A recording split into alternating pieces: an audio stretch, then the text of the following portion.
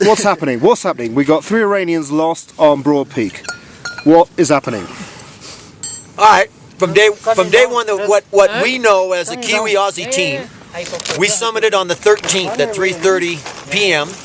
and we got down to our tent at Camp 3 at 10:30 p.m. on the 13th. We woke up in the morning and we saw one Iranian at Camp 3. His name was Romin, and then we looked across this this new route that the 3 other Iranians were doing, and it was basically a death route underneath a surak, a hanging surak, and it was just ludicrous to think that you can do a new route up something like this. No, there won't be ever a second ascent. Put it that way. So that was the 14th. They were climbing. We go down to base camp on the 14th. Then so that's and they spent the 14th, the 15th climbing their route. We believe on the 16th they made it to the summit of the True Summit. In between, there's like a col between the True Summit and the Rocky Summit, and they did another bivvy, the 3rd bivvy, which turns it into the 16th. So the 14th night, 15th night, 16th night, they were at the summit, hanging out. And 17th, we know that it was bad weather, and supposedly we got this information from somewhere saying that they're lost, which is very highly, almost impossible for us, because we ended up fixing that line from the col, the true col between the middle peak and the high peak, and that line is solid to the summit. It's called a fixed line, and you just have to grab it and it takes you, to safety. Next step, we heard, so that's the 17th. Then we know for a fact, because we were here at K2 Base Camp, that the 18th and 19th was solid weather. I mean, just stellar, no wind, blue sky, warm. So if they had any strength or any common sense, they would get up from wherever they are and get down that ridge and get back down to base camp. That should have been the end of it.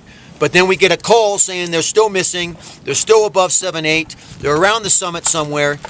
And we got a call actually that we got, that what spurred us on, that's Mike and Fred Denali and Chris and I. We took off from here yesterday with the information through Iran, through a satellite communication from these 3 Iranians, which mysteriously they had their battery recharged because they said they were on the last of the battery, that the Iranians were still alive and sitting in their tent, not able to move. So, on the saddle. But on the saddle, near the col, which meant that we could go as a rescue team up to Camp 3, up to the col, and bring them down the fixed lines. That's doable. We planned on that. So that's what we took off. Then we hear that they're no longer near the col. They're in the col between the Rocky Summit and the True Summit, which means you got a heck of a long ways down this summit ridge to bring 3 bodies that can't even get out of a tent. So we got a major muck up here. And so we basically said we could not rescue these people because they're too high and they're too far gone. They can't even walk. They have no food, no water, no communication, whatever. So we turned around and thought the worst. Now, we hear from the Swiss that there's one mysterious Iranian coming down to Camp 3 who's in a tent at Camp 3. And so now we have 2 Hapes coming down. Well, you got to realize that the Hapes, 2 Hapes from the Mongolian Ganga, who sacrificed her summit to give the Hapes the permission to go up and look for these Iranians. So a lot of honor and respect should go to the Mongolian Ganga for giving up her summit.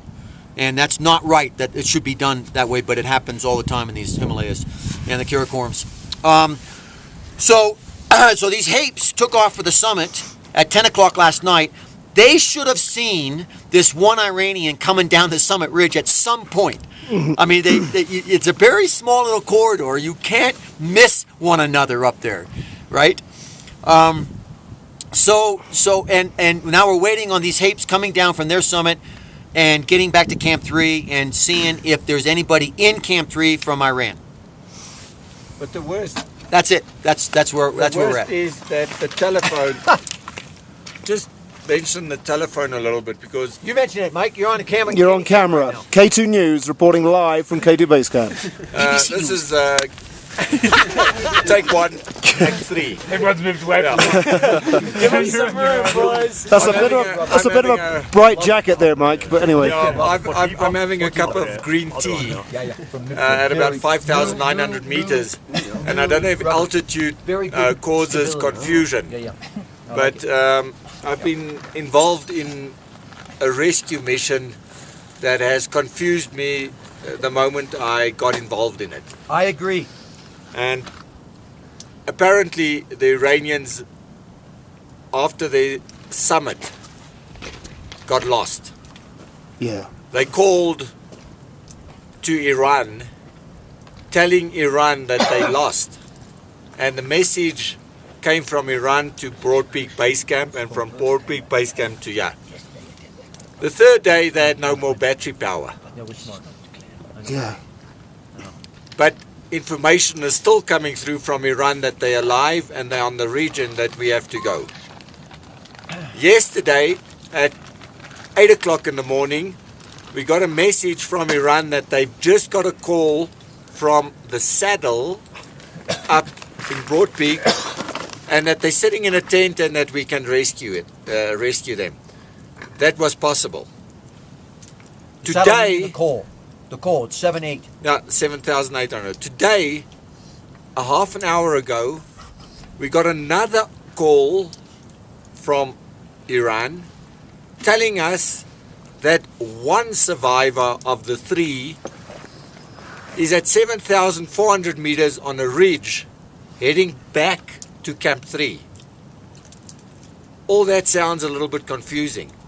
After speaking to 4 doctors that all gave their opinions, said that nobody can survive up there without food, without water, without heat and shelter for a period of 4.5 days like they have done now. Yeah. So these guys are either superhuman being or there's some communication gap in between them, Iran, Broad Peak Base Camp and K2 Base Camp. And what about this reward? You want to say something about that? No, we don't. So the reward has just been given up. A reward of Pistachio nuts. $3,000 US to go up to Camp 3. I was nearly in Camp 3 yesterday. It's just a matter of 8 hours higher. And you can go and get $3,000 US if you bring the Iranian back that's sitting in the tent at 3,000 at about 7,300. And you have to fly to Tehran and pick up your 3,000. But I've been asked by the family in Iran to spread the message that the reward is up for grabs for whoever wants to go up. But if I spread the message, I spread the rumor, and I have to cough up That's the right. money. That's right. Yeah. So must I spread the message? No.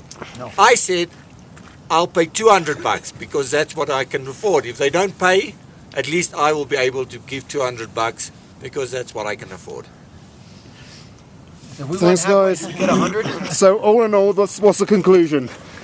Something fishy going on. Yeah, something fishy. Something fishy and- in every single rescue on this planet, communication's number one. Yeah. Communication comms. Comms with radios, comms with the victim, you know, with the rescue people, with the headquarters. Everything is based off of communication. When you don't have good communications, everything gets mucked up. Everything is mucked up. So As that's the we've had conclusion. about 5 different And we stories I've we heard. have 20 different stories happening 20. now, and not one conclusion. Yeah. And that's our issue. We heard that there's an Iranian coming down from 7.4 on the ridge. There is 7,400 is in the middle of the glacier up there, the high-hanging glacier. There is no ridge at 7.4 on the normal route, okay? So that's misinformation right there. We heard that there should be an Iranian coming down. We've been looking and scoping with binoculars. We only see 2 Hapes coming down. No Iranian. Is he in the tent at Camp 3? We don't know until the Hapes get there and communicate with us. So everything's in this Yeah. quadrant state. So this is Adrian Hayes reporting live from K2 Base Camp on the soap opera of the year. The Bold and the Beautiful was never as dramatic as this. But let's hope these guys get down safely one way or another. Signing off.